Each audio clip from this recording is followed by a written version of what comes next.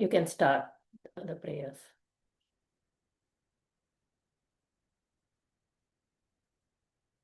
Okay, let's start.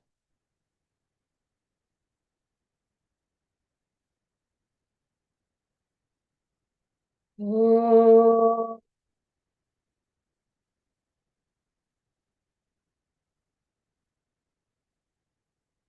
Oh.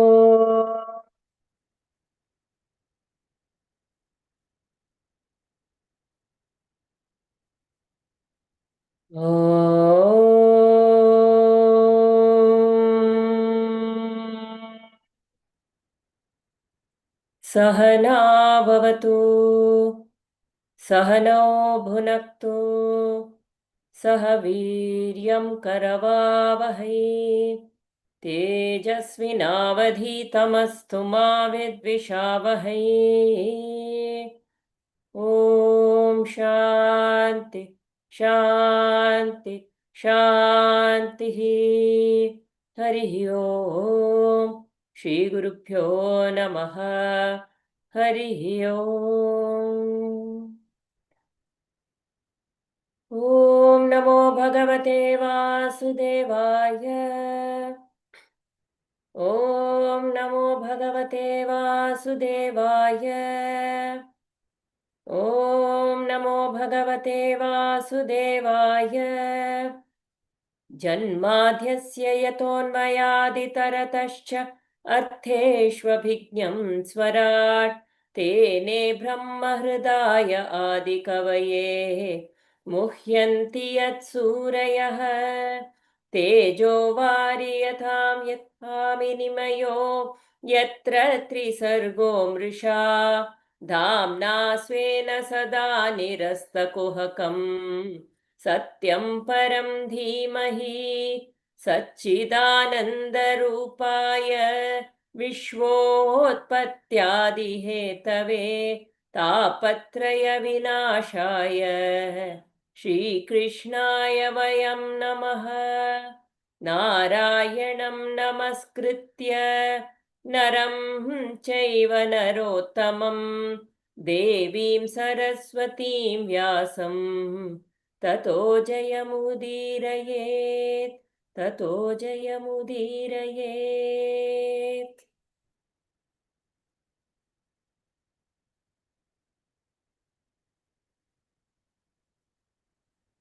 Hari Om. We are right now in the 9th canto of the Bhagavatam. The Bhagavatam is a very, if you look at the Bhagavatam, it's a, we can look at it as stories, but in the form of stories, the very deep philosophy has been weaved into it. The very deep wisdom of how one can live their lives. How, you can take the different qualities. Because the beauty of Indian knowledge system, our Vedas, our Shrutis, is that it acknowledges the diversity even among humans, the differences. And at one level, yet we are all the same. There is that one reality which has multiplied into, which has taken the forms. It has taken the forms, though everything looks different. Ultimately, it is just one form in this whole universe. Everything that we see is just one form, like it is the same H2O, which is looking like a cloud, the river, even the glaciers and what. Each one has such a different form, everything, but it's all ultimately water. And we are just giving a name to that form of that water. Like that, all of us individuals are just merely forms of the supreme reality. And everything has a name in this universe, but when you go to the substratum at the base of it, when we say even form, everything is only, it's like a virtual reality on our screen of consciousness only.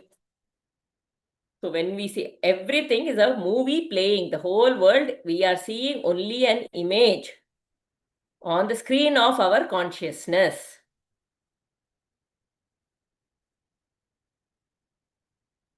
So that is what the Bhagavatam, and so many stories, because we have all these questions. How did human beings come? How did the world get created? Everything. So for everything, right from the beginning, no, Parikshit has been asking these questions, and all these answers have been given by Shukamuni, and the beauty, and it is like all these words are being recycled. Even Shukamuni says, it is not coming from my mind. It has been passed down for so many from Narayana. Even this knowledge has come only from Narayana, and it cannot come from us. So there's no patenting business at all in our this thing.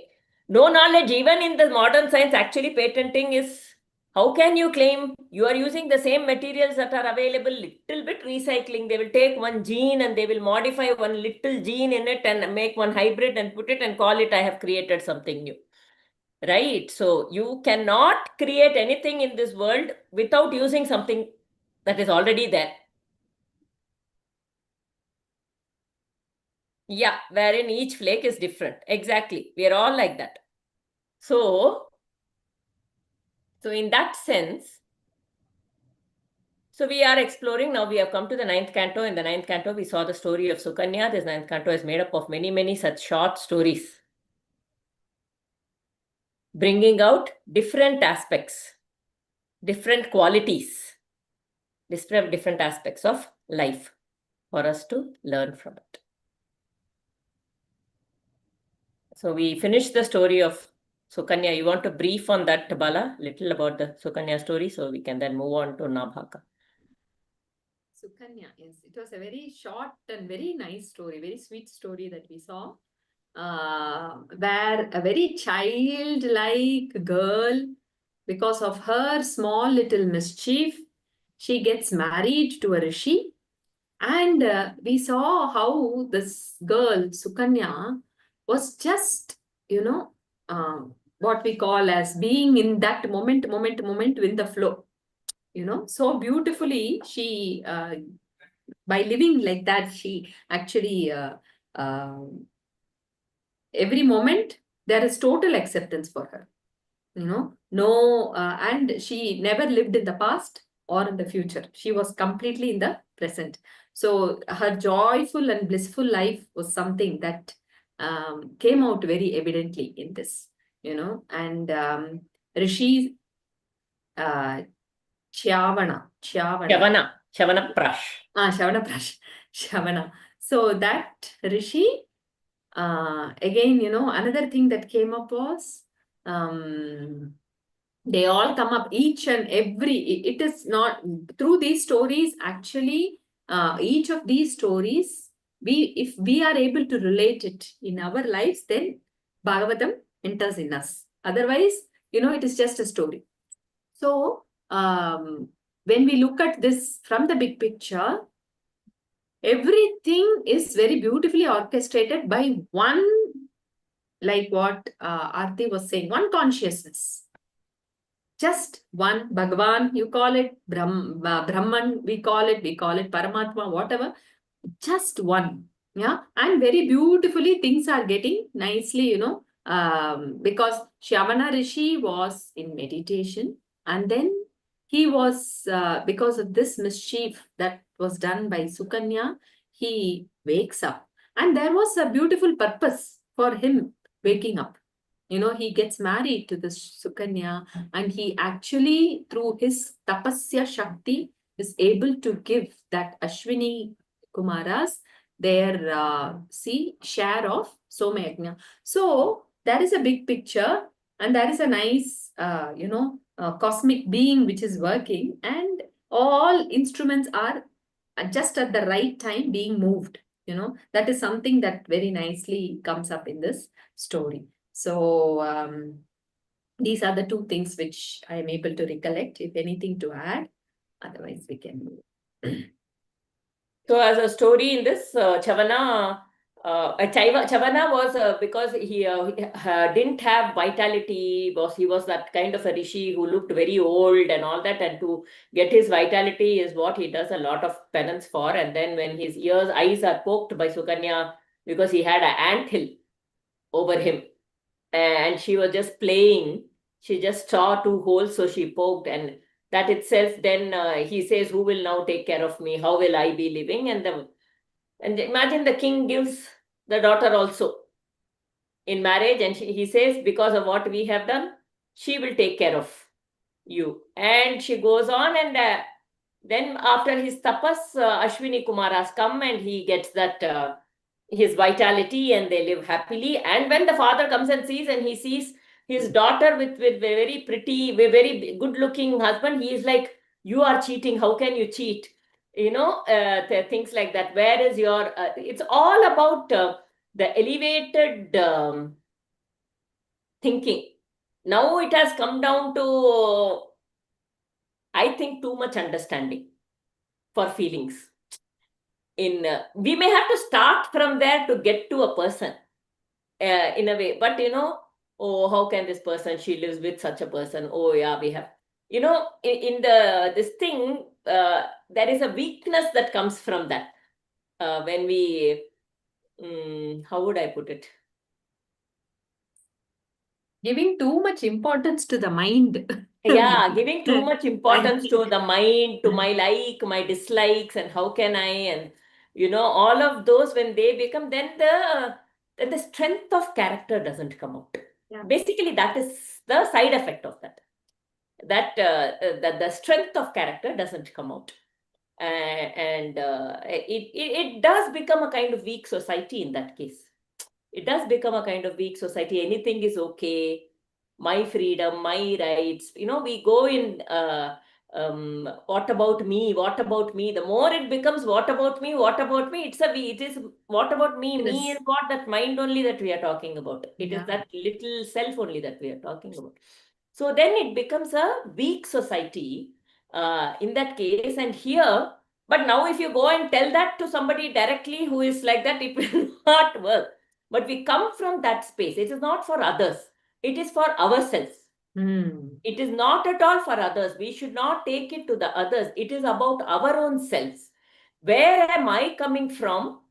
And see, even in those days, they have told so many stories of who is that?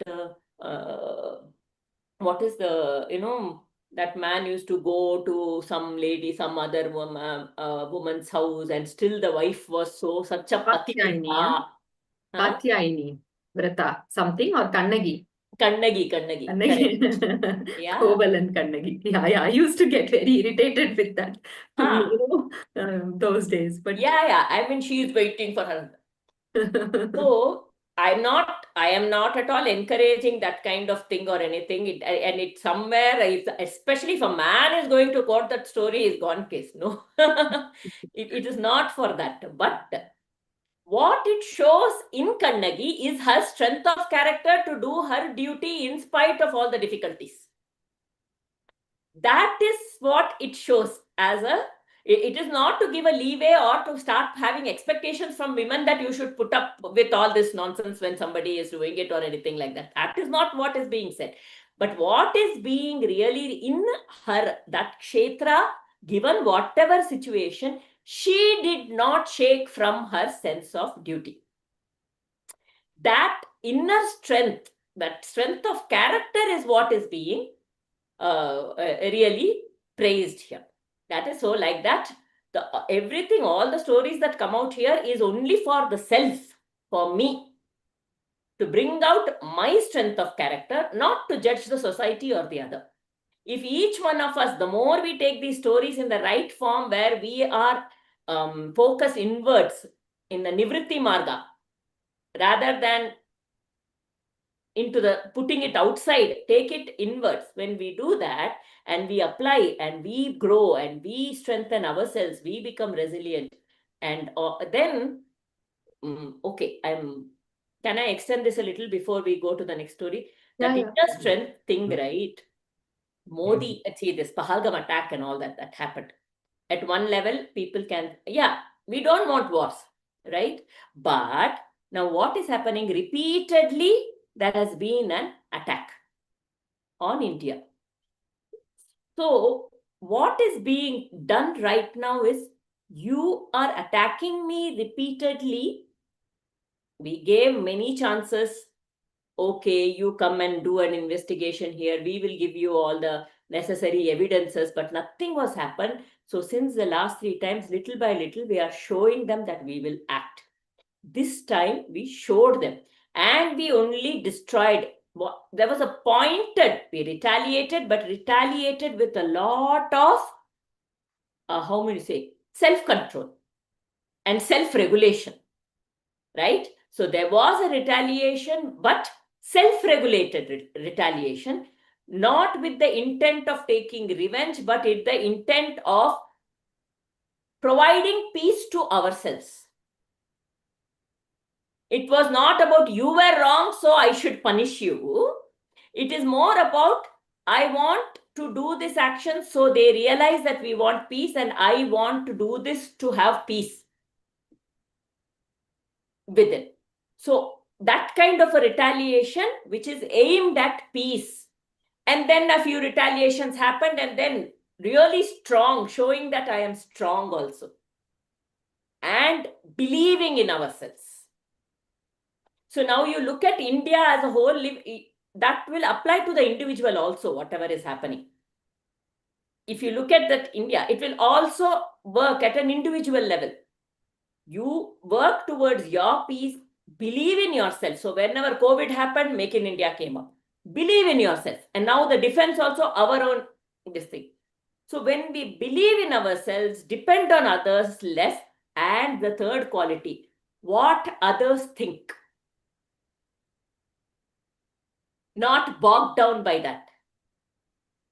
What others think, we are not bogged down by that. But yet, Pakistan has its own narrative because it needs the loan. It goes and spreads all its narrative. We are taking, we don't want to prove ourselves to anybody, but we are taking our story to the whole world also. In a way, very measured, with understanding, you do it. We don't have to prove it to anybody else, but we have to tell our story, because otherwise only the other person's story will stay, and that will become the larger truth. We have to believe in ourselves. Only then can we stand up and show our strength of character. Not just believe in ourselves, but learn and grow. I have a feeling this story will come in Purana later, in the next whatever, something like that. But no, so the idea is, when a nation is going through something, the nation is also another individual. And we can, like, when we can take the same, apply the same, what would you say? Xerox, same principles to us as an individual as well. So nobody there is telling, though the scriptures are telling, the scriptures are, no, just by the way we conduct ourselves, we'll be passing up the messages. Just by showing our own inner strength, the other will be, and then speaking from that core and telling what it is exactly will bring out the values so beautifully that others will automatically be inspired. Raghuramji always says, when somebody acts from that space of asmita, others will be like, wow. They will feel like, they'll feel inspired. When people come from that space where there is no I, there is no this thing, but there is just Shreyas and the right action in the long term, aimed towards inner peace. That beautiful story is there, right? We have, I think, This seen it is many times in also, Bhagavatam. The someone else is talking? yeah, I just wanted to say that, the you don't have to, like the Himalayas, don't shout out and say that they are the mightiest mountains, right? Mhm. Yeah. So it's just being there, just being there shows its might. Mm. So I think that needs to be kind of demonstrated all the time. I mean, you don't have to shout out to be showing your strength. That's what I feel. That is a That sign of weakness, actually. It is when I don't have, maybe I choose to sometimes, but it is coming from that space of absolute clarity. That's what is there, no? In chapter 1, if we see, it is Duryodhana who is talking in Vishada Yoga. Before Arjuna starts, Duryodhana, all his fear is coming out. And there, like Himalaya, he says, right, I am the Himalayas. He's standing there, Krishna, in that horse, in that Pandava army, with less Sakshahauni. But Duryodhana looking at that, some blue figure there, black, we can say, in that white horse, who is not even going to fight. He's just a Sarathi. Just looking at him, he says, somehow that army looks paryaptam, and somehow this army looks aparyaptam. That is the thing of,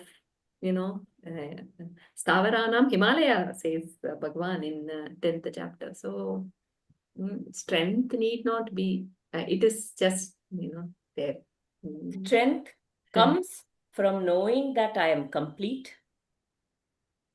I'm limitless. The limitless self is within me. The completeness is within me. So, I mean, there is anything no is possible when dependency that comes, outside. right? Anything is possible. Yeah. And there is no dependency outside. There is no dependency outside. Anya Ashraya Tyagaha, says Narada Bhakti Sutra. Yes. Then what are we dependent on? We are dependent on the inner being, which is Sat, Chit, Anand. So even when we say this Kannagi, this Suganya, how they served and all that, it is not how the other is, so I should be, how I should be. It is about me being in this place, in this situation, and being myself in that. That's it. My whole self. Totally. Sukanya, like being in moment. Moment. She just shows that very beautifully in the story.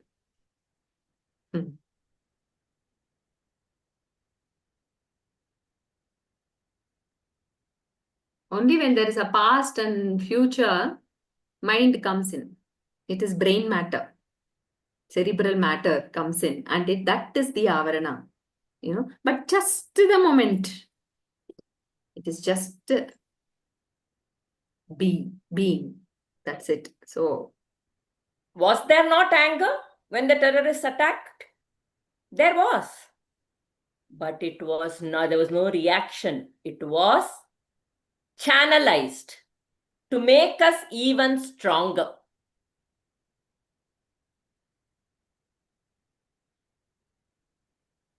Channelized to make us stronger. Emotions will come. They are there as part of us. Hands, eyes, everything. It's only something. But how we channelize that is what matters. That, coming back to that story. Very relevant to what just now Aarti told, right? There was a snake. Yeah. I don't know if I remember it exactly. I may make some mistakes. It used to bite everything that way, no? Right. So it was if you know, you tell Prabha. You will tell it very nicely. There was a snake which lived under a tree on the outskirts of a village. The snake always used to be so angry every time. Every time with someone, it used to bite. And all the villages were very upset about this. And they were really very, they just hated the presence of the snake, which was always killing them. And there was one monk, or you could call rishi, whatever, he had come to that place and he sat under the same tree where this Nagaraja was there. And a group of boys were walking and said, "Oh, learned one, why are you sitting here? There is an angry snake which always sits, it always bites, it's very dangerous." This person just smiled and continued to close his eyes. Now the snake came out, as always, looking at this man, looking at a person right in front. He started hissing, but suddenly he came close to bite, and the learned person just opened his eyes and looked kindly and compassionately to the snake. It's very beautiful that sometimes we don't need to say in words. Our energy pattern itself brings about. And that itself, that gaze of this learned one to this Nagaraja suddenly brought a shift to this snake, and immediately he felt loved and been seen by this learned one with compassion. And immediately he asked the learned sage that, I see your eyes filled with love, and I'm not able to do that. I'm unable to. I get so angry, and I don't know. Can you teach me how to be at peace? How to get rid of this anger? I'm so irritated always. I want to hurt someone when I'm getting irritated. So after I hurt, I see that I am actually not a good snake at all. So this learned person said, oh, is that so? Let me tell you what to do. I will tell you some things and I want you to follow it every day. And I will visit you after 3 months. So he told a very beautiful mantra. He initiated the snake with a mantra. And he told that from now onwards, I don't want you to hurt anyone. So the moment the thought of hurting someone comes itself, continue chanting this loud, more and more and more and more. And you're not hurting anyone. That's it. You're not hurting anyone with your thoughts and actions. Will you be able to do that? The snake said yes. And the snake got initiated. The monk left. The snake started doing the japa.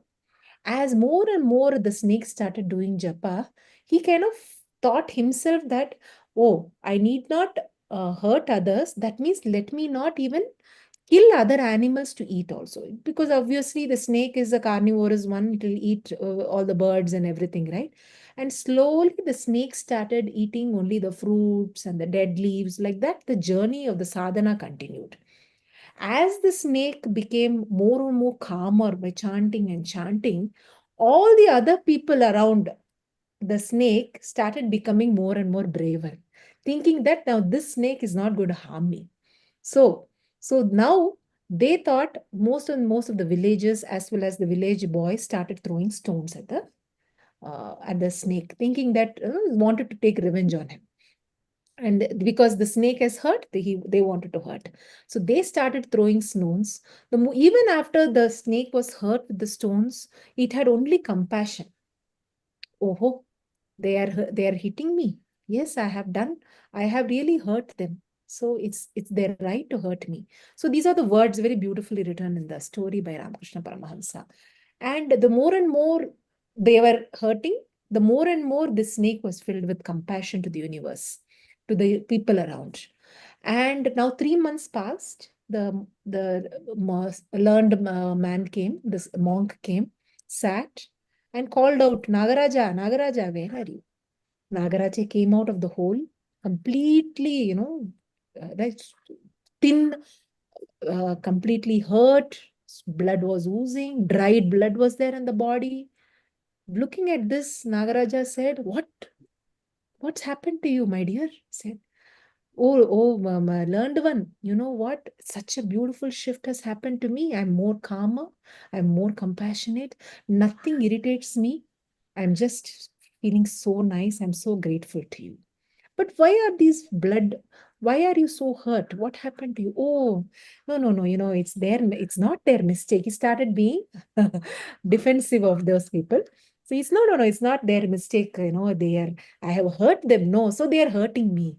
But it's okay. I'm not angry with them. I'm not irritated, learned sage. I am at peace. It's okay. They hurt me. It's fine. Then the sage said, my dear, I have told you to be calm. Now you have done the beautiful shift of being anger to be calm and feeling compassionate. But I never told you to not stand up for yourself. That is, you need to be kind to yourself, be compassionate to your presence also, isn't it? So from now onwards, I want you to hiss, but not bite. Hiss and show your presence. And so that nobody hurts you also, because who is living within you? You need to be grateful for that presence, but also be calmer, be compassionate to others. So in that way, ahimsa to others and ahimsa to yourself. Will you do that? Oh, Rishi, I did not know that this is such a big lesson to me. Why didn't you tell me earlier? He said, there is this process, there is stages. Now you have come to learn this. He said, okay. The boys had come, as usual, to bringing their stones. Immediately, the snake, Ragaraja, realized he raised his hood and hissed loudly. That's it. But the hissing was done not with anger like earlier, but the hissing was done just he was centered and rooted.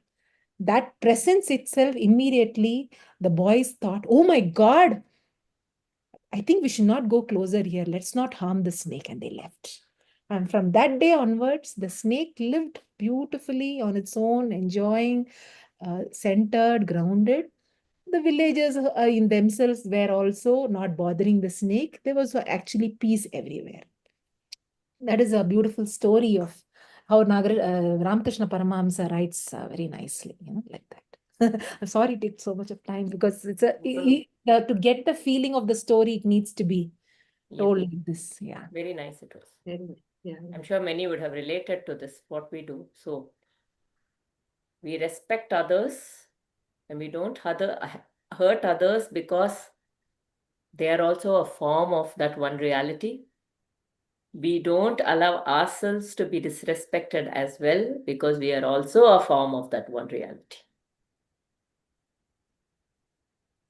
So ultimately, what are we doing? We are not allowing the supreme reality to be disrespected. That's it.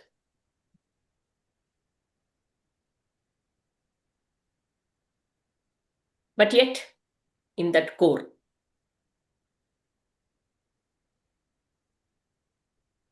chalo, we'll move on to the next story today. Nabhaka. There's one thing which came up in the previous story, which I Hmm. also thought of, just an observation, which actually so applicable for our life is the father came, saw, what was the scene he saw? A girl with a young man. But what went on in his mind? Yeah. You discussed that? Oh, okay. No, very true, very true. Immediately you jump to conclusions and start thinking. Yes. Yes. And then how it comes out in words, right? I'm so disappointed in you, da da da da, all those things. Yeah. And this girl was not at all bothered, okay? She laughingly, she says, no, pa, this is my husband only.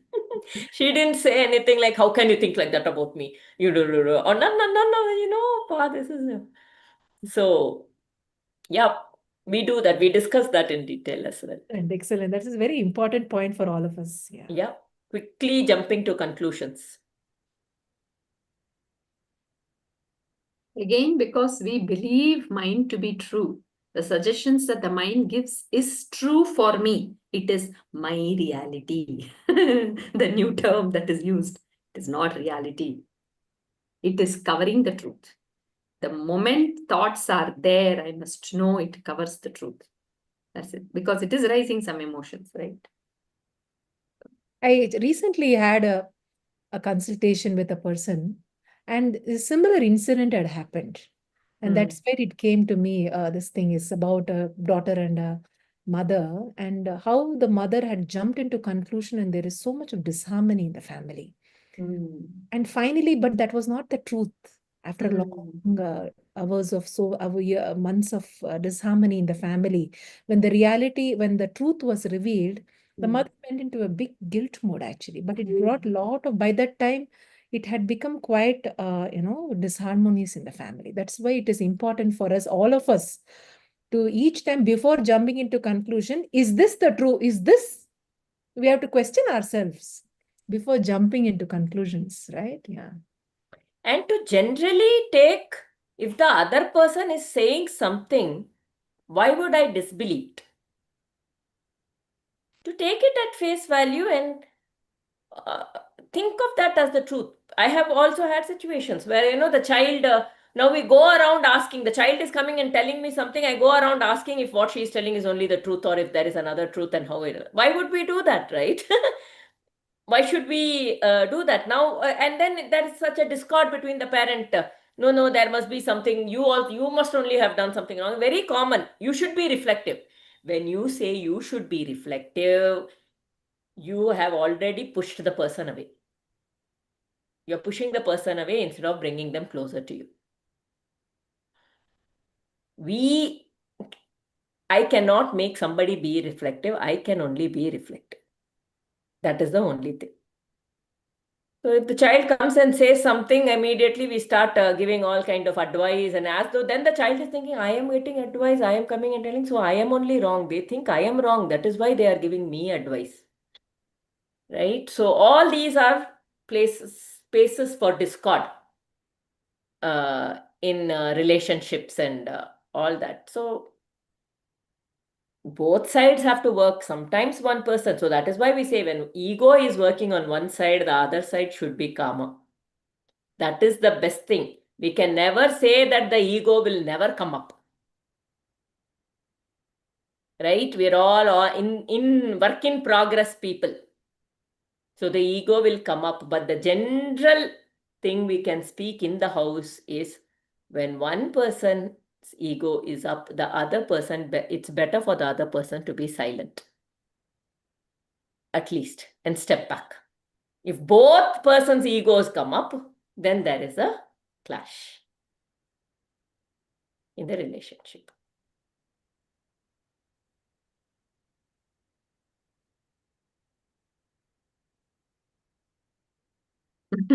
But many times the factual reality is when one ego is up, the other's The other ego will also come up. That is Bhagavan's thing, no? Tanmayunden munnilai padarkai. Only when this is up, there is another. Only ours is under control. It is only, it is only about us. When I see someone when I am looking at someone as very egocentric, that means my ego is up. I'm not seeing that, but I'm looking at the other. Okay, that is an indication for me to turn inwards and say, okay, the hood is up now. When I start advising the other with all these ego aspects, it is time for me to think my ego is up. It applies. I am telling that one person, but actually applies more to me because 3 fingers are pointing at me. Yeah. It's me only. There is no other. This is the truth. There is no other. There's no other. We must take this truth. Only because then the whole world is in my mind only. The whole world is only a virtual reality for me. It is only a movie for me. So there is no other. Everything is a dream in my mind. I have to awaken from that. Everything is a dream in my mind because it's happening virtually in my mind only. But the senses make it look as though it is happening outside. But it's not. The whole picture I'm seeing in the screen here. So one step back and we will remember. One step back for a second. Yeah. That's all we need to do. I mean, just extending this contemplation, it may not be, though it is not related to the stories and all that. See, everything is within me means sometimes generally the question comes. So the other is not there. There is no other. What are you saying? I'm seeing another form and all that. No. What is meant here is with whoever I'm interacting, say I'm talking to Aarti or Prabha, okay, I am only interacting with the mental image of somebody, some Aarti, some Prabha, that has, I can never touch the true existence that Aarti is experiencing now as herself. That is not available. For me, the true experience is the inner self. But when at the interaction transaction plane, it is just pure mental images. It has got nothing to do with the truth, the Sat, which is within. So that we need to contemplate and know that is why though we think the other person's ego may not even have come up, but in my mind, I am thinking they are talking from the egocentric point of view because here it is up. That's all. Everything, it is only here. It has got nothing to do with other names and forms. They are just a reflection of what is within, means some image. That is how I'm seeing in the mental plane. That is why they say, be in touch with the the consciousness within. Then everything looks Atma. Ishavasyam Nidam Sarvam is possible only when here that mental plane is not given attention, and the attention is completely in truth. Now, I don't know how much it was connecting, but we will move on to the story. Beautiful. Because these are things we need to keep contemplating. What does it mean by there is no other? Does it mean this world is not there? Because people ask, it does come to us. Does it mean, okay, I'm seeing this, I'm seeing a picture, I'm seeing a person. You mean to say they are not there? No, that is not what is meant here. In our transaction plane, there is no other. Everything is just here, wherever. Here also, memory is there everywhere. Everywhere, yeah. So we can't. Okay, we'll move. Back up. Whoever wants to read. I'll read. Yeah. Nabaka was a great king in the line of Ikshwakus, and his son was Nabhaka. This young man was so devoted to learning that he spent most of his time with his guru. So much so, when the time came for the partitioning of their father's wealth, his brothers forgot all about the existence of Nabaka and divided it all among themselves. Nabaka came back from the abode of his guru and went to his brothers. He asked them, "Which is my share of my father's wealth?" They said, "Actually, we forgot all about you since you were away so long. Now it is too late to divide it all over again. But father is still unclaimed. We therefore allowed our father to you as your share. Take him with you and take good care of him." Nabaka went to his father and related to him about the words spoken by his brothers. The father said, "My son, they have become avaricious and they have deceived you. I am not like wealth which I will help you to make a living. Still, since it has happened like this, I'll think up something to help you." The old man pondered for a while and then said, "I know how to help you to make a living. I know a method by which you can acquire wealth. Here, nearby, the Angirasas are performing yajnas by name Abhiplava and Prishtya. These have to be concluded 6 days after the commencement. Now these Angirasas, though they are learned and wise, will not be able to remember the vital mantra without which the yajna cannot be completed. You stay in the spot and repeat these 2 mantras which I will teach you. Since they will attain the heavens because of these yajnas being completed successfully, they will in gratitude give you all the valuable things which will be left over in the yajnashala. With that wealth, you can live in great comfort. I'll continue. Yeah, let's read the whole story, probably. Nabaka did as he was told, and as the old father had predicted, the Angirasas gave him the wealth which was left in the Yagnishala. When he was collecting all that was given to him, Nabaka saw a dark man coming towards him from the northern direction. He came near and said, "All this belongs to me, you have no right over it." Nabaka told him the story of how Angirasas or Agirasas? Earlier it was Angirasa only. Right, yeah. Correct. That's what I was thinking. Yeah, Angirasas. Now it's written. Okay. Had given it all to him as a token of their appreciation and gratitude. But it was of no avail. So young Nabaka said, "This has to be decided by a third person." "So be it," said the dark stranger who was Rudra. "Go to your father and tell him what has happened. I will abide by what he says." Nabaka heard the story and said, Nabaka, that is his father, heard the story and said, "My son, long ago during the yajna performed by Daksha, the rishis announced that the wealth left in the yajna bhumi always belongs to Rudra. It is Rudra who has come to claim it. He has every right over it, and again he is a deva. We cannot dispute his claim." Nabaka, The young man went back to Rudra and said, "My father says that the wealth is entirely yours and I have no claim on it. Please forgive me for my ignorance of your true self and bless me who has fallen at your feet." Rudra was immensely pleased with the behavior of the young prince and said, "You are honest and straightforward. You also know how to respect one who is older than you.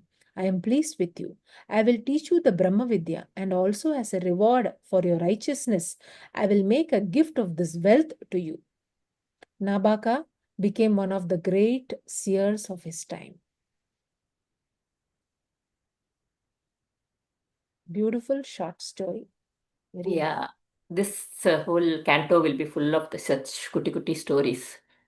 So, na baka or na bhaga, no parts. To me, what comes from this story is in that Daksha Yajna, everything that after a Yajna belongs to Rudra only.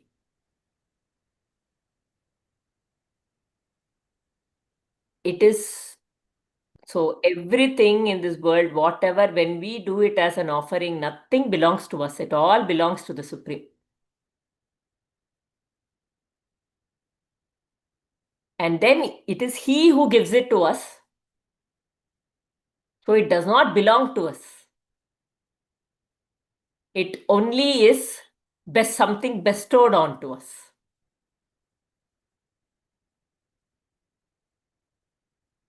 When we accept everything in this world just as whatever is performed is also performed as an offering.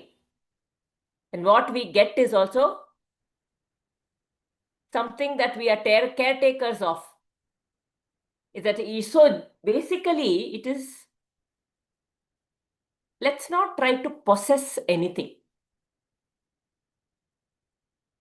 is what is coming to me. Possessing, right? This wealth is mine. Nothing is mine. That Ishavasyam idam sarvam yatkinche jagatyam jagat tena tyaktena gunjita ma gridaha kasyavid dhanam. Kasyasvid dhanam. Somebody else's money, don't claim. Some dhanam he's telling in terms of wealth. Wealth is aishwaryam, anything. It does not belong to me. It belongs to someone else. Who is that someone else? It is that Rudra, that Ishvara, that Supreme. Do not possess what does not rightfully belong to you. If you look at Dhanam and you look at Aishwarya, whether it is land, whether it is children, anything, Aishwaryam, whether it is your, the wealth in terms of money, you take all the Ashtalakshmi, everything is wealth, but nothing belongs to me. It is just there for me to be maybe as a caretaker, to enjoy it, or whatever, to use it for my growth as long as I am here, for my inner growth. That's all is what is coming. Anything else, I don't know. This is what came to me from this story. One thing which also came up, which is, of course, not in the level of Aarti which said, but also a kind of a contemplation for all of us as children and also as parents, is which I can even relate to the movie Piku, right? About parents.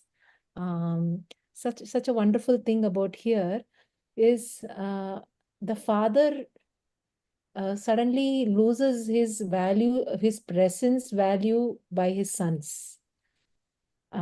Because after his wealth has been taken, he's no longer useful for me. Yeah. And then the Nabaka's, the honesty and the truthfulness and the kind-hearted Nabaka does not, think like that. For him, his presence is more important, even though the father says, no, I am not a wealth that you need to be, to have me. This itself is very important for us as children of our parents to remember also that very beautifully that what is the value of that person's presence? Are we putting that value of that person with the accompanying wealth or accompanying benefits they have, or are we looking at the person as that person? That, oh, this person is so and so. I'm grateful for that person's presence in my life, and I am there for this person, and that person has me. So that itself, when we have that, again, we are operating with a sense of compassion, with a sense of, absolute of, there is no ego also that I possess something or he possess something and I want that possession. But I respect the soul. There is a beautiful oneness there. It's not tagging along with some, tale of possessions. It's just there that my father or mother or etc., whatever it is, that I am there in this world for a beautiful, a journey, and these people have come with me for a divine reason, and I'm there with them. So in that way, it becomes very helpful, very important for us. And that way, it will help us to live life joyously, and that becomes our wealth. The wealth is their presence in our life. Wealth, many times wealth has been thought about, there is only the coin, the gold coins and this thing. But wealth is basically abundance, or the prosperity. Prosperity is having people, that joy, that love, and all those combinations together. And Nabaka was having that. Whatever his father mentioned, he actually beautifully took it without, stating his opinion. Why, father, I took the trouble in standing there and chanted the mantras. I stood there for 2 days. Why he should have it? Why I can't have it? Nothing, no whys were there. So, this itself a beautiful surrendering aspect of the boy, and a beautiful loving relationship between the boy and the father. So many beautiful subtle lessons in this story, which if we think about it, it comes across actually. Yeah. Yeah. Actually, even there are so many people, they fight for properties between brothers and all that when it happens. All of those come from a space of wanting to possess and enjoy for ourselves, right? Even if in one person in that whole thing said it's okay, whatever. So ultimately, what happens? It pulls us down rather than elevate us. Every situation that is there can either pull us down, or it can elevate us. So when we also get into a fight, and you and me, and then the loose relationships on that, and develop all the negativities to the other person, but what is the right? The law says this. All of those, so many people can say all of this, the law says this, law says that, okay. So they will not give up, but I should give up. It gets into that ego and things like that, but the only reason we have all taken our birth here is for our elevation. Every situation that is there is an opportunity given to us for our elevation. So we need to choose and act and see what, channelize it in such a way that it elevates us, it builds our inner strength, it brings out our inner strength, it brings out our inner quality in a positive way. There should be no compromise on that in any action. That should be the core with which any action should be taken. Now, somebody does something. I'm going back to the country again because so the COVID, so something happened. Everybody said, "Look at this. What is it?" So you build your strength. You make whatever you do, whatever is needed. So because that is important for this, and then you come out strong to be able to handle things here. So like that, we in every step, the idea is to elevate ourselves and strengthen our core and our character, bring out the inner strength and character. That's all. And that is how, so how beautifully we can very obviously tell his brothers the moment they say, "Oh, we have already shared, you can take father as your share." Clearly, we have taken all the wealth and we are shunning all our responsibilities there. Nicely given it as a share. And he also took it as though he was like, okay, no discussion or anything like that. And then acted as per father's guidance. So, yep. So it brought out his inner strength.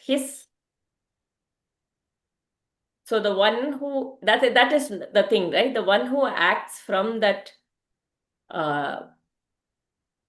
from the inner self rather than from the ego always shines. He also, the impact of such a person is seen in coming generations. The next story is Ambarisha. Yes. Yeah, he is the descendant of Nabaka. We had a satsang of Srimad Bhagavatam in Sankalpa, I think 6-7 months before, when the Prabhuji, who usually conducts the Bhagavatam satsang, so he had, it was Ambarish Maharaj was the theme for that time, and he first went through this story, and then this brings out, like what Prabha was also sharing, the responsibility of, being an elderly, whatever, at home, being a parent, we can say, whatever, many times we think assets, whatever I collect, I collect many assets and that has to be passed on to my children so that they are also, they have enough assets. Many times we do see many people working, we keep hearing, they work so that now, okay, they have earned so much money, they have given education to their children. At least I think our parents stopped there. But in our generation, I hear many such things where now they are not sure if their children will be able to own a house, because in Bangalore, the thing is so high, whatever, all those facts that we have unnecessarily accumulated in our heads, and all those come into the picture, and now they want to buy house for their children. So it goes never ending. Now he doesn't want to take a break because they want to continue doing this, and the life is lost. The time that is there as life is very short for us. As we forget, when the responsibility stops and when we have to withdraw. When now it is time, have the same faith, the same being which is giving you all the strength will give your children also all the strength to lead their lives. Now it is their life, they are leading it. Whatever has to be done from our side is done. So that is still not there. So much of insecurity. So what is happening? The life is getting wasted. My Perima, my one of my elder aunt, she used to say, it is not the wealth that we pass on to the children. It is the punya karma that we do that gets passed on to them. That is what protects them. Being that is, and we see that as we see how our ancestors have lived and how that gives, so much of room. Actually, that is what protects. That is what is called runa and all, no? Pitru runa. Why? Because we are so grateful to the Pitrus who have lived such glorious, such devoted life, such simple life. They did not accumulate so that wealth can be passed on to me. If they had done something like that, I might have just, been some, I don't know, spendthrift and doing things. So they just knew what to pass on. They lived their life with complete devotion in their grihasthashra dharma, in accordance with the scriptures. So that becomes true shield for the next generation. That is what we will see here. How Ambarisha, such a gem of devotee, is born in this. Because, very beautifully that Prabhuji said, it is this character of this Nabaka which is passed on. Complete surrender. He did not question his father, like what Prabha was saying. Complete surrender, right? Father, whatever father told, he just followed that. And Rudra comes there and claiming that now again he goes back to his father for guidance, right? And he is getting the share of, and he is taught Brahma Vidya there. Nabaka did not go and fight with his brothers to get his property share, right? So we must know that what is truly wealth is, what truly wealth is. It has got nothing to do about possession. It's about leading a dharmic way of life, where we don't waste time in possession and use the time many Oh. people say, let my at least as my memory that I gave to my children, let them remember us like that. Because what are we passing on, like what Bala was telling? We are passing on another impermanent thing to them, Yeah, which very they can also not carry later. How long will they have that? It is another impermanent thing. As long as this body is there, even that I don't know if those kids will keep. We are passing on, and then we will be. There are fights over. I mean, this house, that house, my house, and all of those. So do not attach to the impermanent. But like she said, the punya karma that so it is told that the actions we perform, the karma, any karma that we perform, affect 7 generations below us and 7 generations above us. It has an effect. But how you can say how 7 generations above us, they are somewhere, right? Our DNA, through our DNA or whatever, in some way as an energy, we are connected to those people up to 7 generations. There is a connection and there is an effect of that on all our Pitrus also, and also that it gets passed on to our descendants also. And hence we choose carefully what is that kind of karma we indulge in or we involve ourselves in. And again, coming back to the Runanubandha, to look at parents, yes, it happens many times. That's why these days it's also advised that, many times parents give off their wealth in their, why we can't take care, you need it, so you keep it. Or the children say, now you're anyway old, what will we will take care of you, you give us all our wealth. And once the wealth has come, no, now somewhere it is like, that's why it is told, parents don't give everything off. You don't be dependent on the others. Don't make yourself dependent on the others, because when that dependency whether the child, even if that child for one reason says, or you if you have to keep going for money to that child after giving everything, there will be a sense of dependency which I will not like, and anything that the child says also I may feel like something is being told to me, or the child may also act that way. We don't know. Or maybe not also. Okay, it can happen. But in general, as a child, as a son or as a daughter, that love, however my parents may have been, we may sometimes have anger with our parents. They didn't do this. But whatever it is, it was through them that we came into this world. Whatever it is, when I was most dependent, in whatever way they have raised me. In whatever way they could do as best in their own imperfections with which they came. They have done their best as they deemed best possible.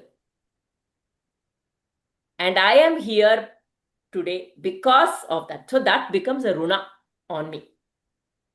The mother holding me. going a little deeper, Uh, like Garbha Vidya, what you say, only because the parents are like that, I got an opportunity called birth. correct. As a Jiva, I was waiting for such a parent. I have chosen my parents. Let's be very clear. They didn't choose me. I chose my parents. Because they were there like that. Mm. So we must be grateful for that. And We same thing, are, our children have chosen us. yes, Yes, yes, our children yes, have chosen us. yes. We do not know, but this is how Divine Mother she works. She puts the most conducive parents for your karma to be, for your field is this, and she has dropped us here. Yeah. So if you get the opportunity to take care of the parents towards the end, it is a kind of cancellation of that karma, that runanubandha. Whatever, when we were babies, they took care of us. When they become old, like they are babies, we again kind of do it. It is over. It is there. It is done. That bandha is done for that time. I don't have to carry. We don't need all. 7 janmas Hmm. Runa connection and all that, okay? All this love may people say, Saat Janam ke liye we will be together. All that is over attachment. Runa is Over bonding. double, triple, 7 times attachment. That is not the right kind of love. That is possession kind of love. It is not needed. Love is where we can let go when it is the right time and we don't hold on to.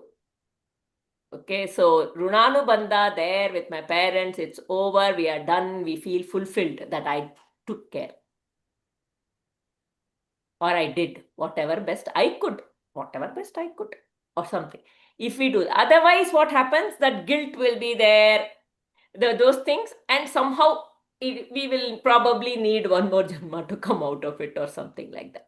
If we get the opportunity, we must, however difficult it is, we do it with absolute sincerity. And one more important thing here also, if you have seen here is, am I unmuted? Okay, is a father empowering the son here, which is very beautifully handholded. That is, he's not saying that you sit here, I will earn wealth for you and come. In continuation with what Bala said, he actually tells the son, gives some ideas and strategies that you'd go to this yajna, and he gives a mantra, he teaches, he empowers, the boy finishes, comes back and reports. So it's somewhere kind of a passing on the knowledge, the sharing the knowledge, and not just saying, I am the torch bearer every time. I will ensure that you are safe. I'll give you wealth. Your son, your brothers did not give you wealth. You don't worry. You sit here and I will I will ensure I'll earn it and give it to you. No, the father actually so beautifully, the father actually, gave the torch to the son. It's like a handing over the torch. Tell you do this, you do that. And then again, the son comes back. He says, then he explains to him, shares the knowledge that, this is actually, this is not into our possession. It is actually belonging to Rudra. So it is actually a very beautiful sharing of knowledge and a very beautiful subtle lesson, and a passing on is happening from one generation to the other generation. And that it goes on to Ambarisha, like like that, right? Ikshwaku dynasty, right? This is an Ikshwaku dynasty. We should remember who's the Ikshwaku dynasty. I'm sure everyone will know who comes in the Ikshwaku dynasty. So this is the kind of starting there, how it beautifully goes. We need to understand that, the Surya race, right? Yeah. Yeah. Not bad, no? One story we are able to complete in these short stories. Close the session. Om Asato ma Sadgamaya Tamaso ma Jyotirgamaya Mrityorma Amritam Gamaya Sarve Bhavantu Sukhinah Sarve Santu Niramayah Sarve Bhadrani Pashyantu Ma Kaschit Dukha Bad Bhavet Om Shanti Shanti Shanti Harihi Om Shri Gurubhyo Namaha Harihi Om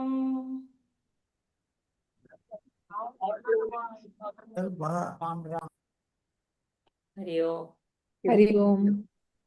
Hari Om. Thank you so much.